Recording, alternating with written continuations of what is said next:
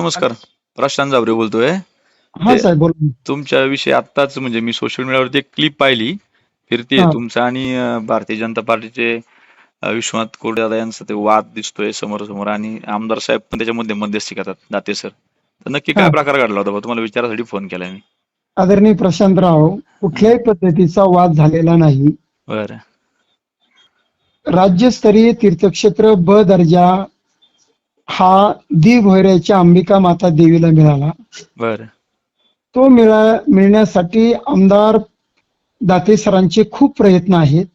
अच्छा गेल्या दसऱ्याच्या टायमाला दाते सर आणि मी त्या गावामध्ये सभेला गेलो असता बरं तिथे जाहीर केलं होतं की पुढच्या वर्षाच्या आत तुमच्या गावाला ब दर्जा मिळवून देऊ.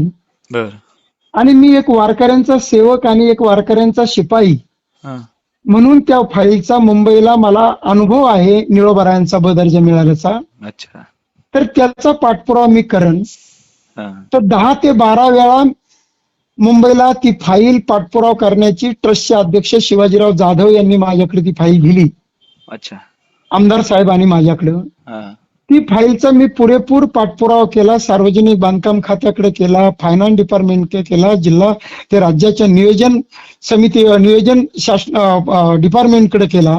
अच्छा आणि अखेर ती फाईल ब दर्जाची राज्याचे ग्रामविकास मंत्री जयकुमार गोरे साहेबांकडून दाते सरांच्या नेतृत्वाखाली शिवाजीराव जाधव आणि त्यांच्या गावातले सगळ्या कार्यकर्त्यांच्या समवेत जाऊन आम्ही ती सही घेतली हा आणि देवीला ब दर्जा मिळाला. अच्छा तीर्थक्षेत्राचा ब दर्जा मिळाला. बर त्यानिमित्त त्या गावातल्या कार्यकर्ते आणि ट्रस्टचे अध्यक्ष शिवाजीराव जाधव यांनी आज आमदार काशीनाथ दाते सर हा व माझा सत्काराचा कार्यक्रम आणि विविध विकास कामांचा उद्घाटन समारंभ आणि भूमिपूजन समारंभ घेतला होता. बर त्याच्यात महायुतीचे सगळे पदाधिकारी येणार होते. अच्छा ते काही आले का आदरणीय कोरडे दादा माझे वैरी नाहीत, त्यांच्याबद्दल माझं काही दुमत नाही. बर सभेचं अध्यक्ष मला करण्यात आलं हा हा आणि सभेच्या अध्यक्ष पदावरून सगळ्यांची भाषणं झाल्यानंतर आमदारांच्या अगोदर मी भाषण करणं, संविधानिक पदावरच्या व्यक्तीच्या अगोदर भाषण करणं मी माझं प्राप्त समजलं आणि मी भाषण करायला उठलो. अच्छा मी भाषण करत असताना भूमिका मांडली की राज्याचे नगर जिल्ह्यात पारनेर तालुक्यात जो निधी येतोय तो संविधानिक पदावरती ती अच्छा पालकमंत्री आहेत, हा तालुक्याचे आमदार साहेब काशीनाथ दाते सर आहेत हा आणि खासदार साहेब आहेत. अच्छा यांच्या माध्यमातूनच गावोगाव विकास होऊ शकतो. बरोबर आहे. त्या पद्धतीनं दाते सर आणि पालकमंत्र्यांच्या माध्यमातून हा निधी येतो. ब वर्ग दर्जा सुद्धा मिळालेला आहे. बर तुम्ही अशोक सावंत जरी सत्कार केलाय तरी अशोक सावंतने काही स्वतःची लाल करून घेण्याची गरज नाही. अच्छा मी एक सेवक म्हणून केलाय. हा तालुक्यात होणारी इतर विकास कामं सुद्धा आहेत, ती सुद्धा पालकमंत्री माजी खासदार सुजय विखे असतील, हा आमदार दाते सर असतील यांच्या माध्यमातून होत आहेत. आम्ही कोणत्या कार्यकर्त्यांनी कसल्याही परिस्थितीत श्रेय लाटू नये. बर संविधानिक पदावरल्या व्यक्तीला जर आपण श्रेय दिलं, अच्छा तालुक्याच्या आमदारांना श्रेय दिलं तर युती मजबूत होईल. बर आणि त्याच वेळेस काय घडलंय हा की ट्रस्टचे अध्यक्ष शिवाजीराव जाधव हे यांनी राष्ट्रवादी काँग्रेस पक्षामध्ये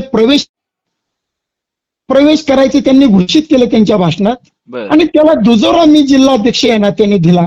बर ते काही लोकांना पटलं नसन हा म्हणून सगळ्यांनी मला भाषण माझं रोखण्याचा प्रयत्न केला अच्छा आणि मला बोलून न देण्याचा प्रयत्न केला. हा हरकत नाही, बोलून नाही दिलं तरी मला काय गावकऱ्यांचा कोणाचाही त्रास नाही. कोरडे दादांनी जरी मला भाषण माझं रोखलं असेल बर तर रोखू द्या, कारण मी लहान आहे. मी लहान वयाने नाही त्यांच्यापेक्षा जास्त लहान, बर पण मला तुम्हाला विनंती करायची हा की मी एक वारकऱ्याचा पोरगा आहे. बर तालुक्यात गेल्या 50 वर्षापासून राजकारण करतोय, समाजकारण करतोय. त्या राजकारणाचा समाजकारणाचा फायदा हा माझा वारकरी संप्रदायासाठी, बर माझ्या निळोबारायांसाठी करतोय. तालुक्यातील धार्मिक स्थळं मोठी व्हावीत याच्यासाठी मी प्रयत्न करतोय. अच्छा म्हणून मी देवभैऱ्यासाठी सुद्धा तो प्रयत्न केलेला आहे. आमदार साहेबांनी सुद्धा मला रोखलेलं नाही, पण खालून बोललेलं माझं भाषण रोखवायचा प्रयत्न केला, त्यामध्ये थोडं तुतुमी झालं. अच्छा म्हणून आमदार साहेब आले आणि मला म्हणलं अशोकराव थांबा, अधिकारवाणीने सांगतो तुम्ही सगळ्यांनी कोरडे दादांनी आणि तुम्ही सुद्धा शांत राहायचं. अच्छा त्या मुद्द्यावरती आम्ही शांत राहिलो. माझं कुणाशी शब्द आणि काही घडलेलं नाही. त्याच्यामध्ये मीडियामध्ये चुकीच्या पद्धतीने होत असेल तर त्याला काही आता मी उत्तर देऊ शकत नाही. मी गरिबाचा मुलगा आहे आणि सर्वसामान्य कार्यकर्ता आहे.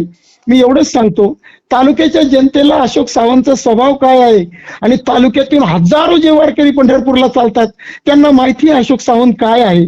म्हणून मी चुकीचं वागणार नाही. कसल्याही परिस्थितीत माझ्याकडून एकही अपशब्द कोरडे दादांना गेलेला नाही. कोरडे दादाच आक्रमक पद्धतीनं मला थांबवत होते, पण हरकत नाही. तरी त्यांनी थांबवलं तर ते माझे थोरले भाऊ आहे असं समजून घेऊन मी सोडून दिलेला विषय. माझ्या दृष्टीनं हा सगळ्या कार्यक्रमावरती जे तुम्ही किंवा वाद झाले असतील त्याच्यावरती पडदा सोडलेला आहे.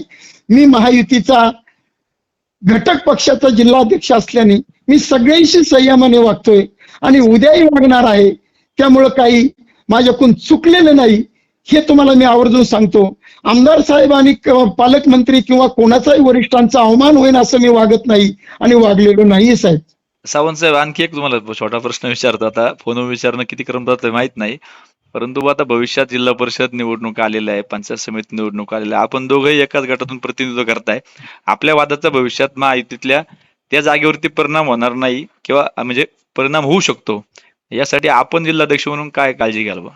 राष्ट्रवादी काँग्रेस पक्षाच्या वाट्याला ही जागा आली तर 100% मी लढवणार. बर.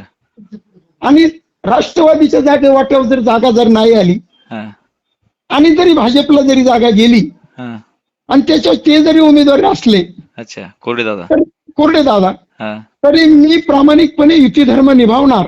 अच्छा. मी माझे नेते आदरणीय सुनेत्रावहिनी पवार आणि पारनेर तालुक्याचे आमदार दाते सर आणि पालकमंत्र्याचा सुद्धा शब्द पाळणारा कार्यकर्ता आहे. पालकमंत्र्यांच्या कालच्या सभेत एक तुम्हाला सगळ्यांना सांगितलं होतं की तुम्ही स्टेजवरती होतात, तुम्ही शेजारी होतात गांजी भोऱ्याला किंवा जवळ्याला, किंवा सगळ्यांनी एकत्र या महायुतीमधल्या घटक पक्षांनी, तर विरोधकांचं फावणार नाही. लगेच तो वाद घडला असं बुवा एकंदरीत दिसतंय. तर अहो, मी गरिबाचा पोरगा आहे ना, मी ऍक्टिव्ह आहे. मी समाजाच्या हिताचे प्रश्न बाबासाहेब टुबेंच्या काळापासून अनेक मोर्चे अनेक आंदोलनं केलेत. समाजाच्या हितासाठी गरिबाचं पोरग चमकत असेल तर सगळे दाबण्याचा प्रयत्न करतात. तुम्हाला दाबलं जाते का? तसं काही होत असेल मला जाणवत नाही, पण होत असेल. कुणाला माझ्याबद्दल काही दुःख वाटत असेल, पण मला काय कुणाबद्दल दुःख वाटत नाही. तुमचा प्रभाव वाढत चाललाय असं वाटल्यामुळे काय तुमच्या कुरगोडी करण्याचा प्रयत्न होतोय का, असं तुम्हाला काय वाटतं? आता वारीतला सर्वसामान्य वारकरी प्रशांतराव, तुम्ही माझ्या बरोबर पायी 10 दिवस चाललात. सगळे तुम्ही पाहिले वारकऱ्यांच्या बाबतीत मी काय सेवा करतो ते माझ्याशी कसे वागतात. बरोबर आहे. म्हणून समाजात कामाने माणूस मोठा होतो, कामाने त्याचा प्रभाव वाढतो. याला त्याला दाबून आणि याचं त्याचं भाषण बंद करून माणूस मोठा होत नाही. जिल्हाध्यक्ष म्हणून आता भविष्यात तुम्ही कशा प्रकारे राष्ट्रवादीच्या कामासाठी, आता तुम्ही त्या जाधव साहेबांचा प्रवेश घेतलात, शिवाजीराव जाधवांचा, तर भविष्यामध्ये ही वाटचाल अशी चालू राहील का? वाटचाल जबरदस्त चालू आहे. पारनेर तालुक्यामध्ये अनेक दिग्गज राष्ट्रवादी काँग्रेसमध्ये येणार आहेत. मधल्या काळात गोकुळराव काकडे यांनी प्रवेश केला आहे, वसंतराव चेडेंनी प्रवेश केला आहे, भाळवणीच्या लोकांनी प्रवेश केला आहे. अच्छा. अनेक लोकांनी प्रवेश केला आणि पुढच्या काळामध्ये राष्ट्रवादी वाढवण्यासाठी अशीच घोडदौड चालू राहील. सावंत साहेब, धन्यवाद. समक्ष भेटून आपण बोलूया. आता आपण पुण्याला असल्यामुळे मला फोनवर बोलावं लागतंय. आपली ज्यावेळेस चक्कर गावाकडे आपण या जिल्ह्या नगरकडे, तर आपण त्यावेळेस समक्ष भेटून याविषयी बोलूया साहेब. जरूर आपण मित्र आहे, पण माझा कोणाही बद्दल द्वेष नाहीये. नाही, ठीक आहे. आपला तर आपण बोललात, द्वेष नाही कोणाबद्दल. भविष्यामध्ये आपल्याला अशाच कामासाठी शुभेच्छा. आपल्या सोशल मीडियातल्या क्लिपमुळे आपल्याला मी फोन केला, आपण आपली भूमिका मांडली. आणखी काय बोलायचं असेल तर बोलू शकता आपण. नाही, काही नाही मला बोलायचं. माझा द्वेषच नाही, कोणावरही द्वेष नाही आणि कोरडे दादा तर मुळीच द्वेष नाही. ओके साहेब. धन्यवाद साहेब. धन्यवाद.